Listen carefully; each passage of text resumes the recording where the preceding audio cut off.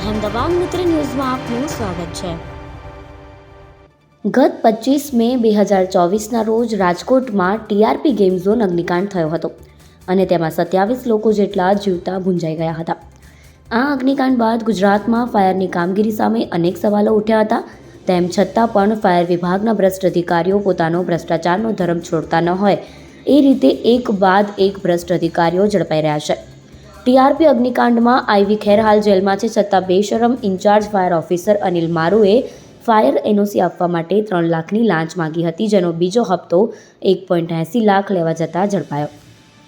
રાજકોટ મહાનગરપાલિકાના class 1 in-charge chief fire officer Anilkumar Becharbhai મારુને જામનગર એસીબીએ 1.80 લાખની લાંચ લેતા રંગે હાથ ઝડપી પાડ્યો છે।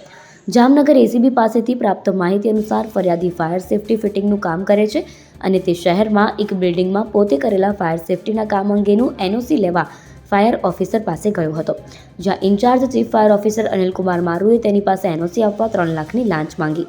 જોકે ફરિયાદી આ કામ માટે 1.20 લાખ રૂપિયા આપ્યા અને બાકીના 1.80 લાખ 4-5 દિવસમાં આપવાનું કહ્યું હતું। ફરિયાદી લાંચની રકમ આપવા માંગતો ન હોવાથી તેણે જામનગર એસીબીનો સંપર્ક કર્યો।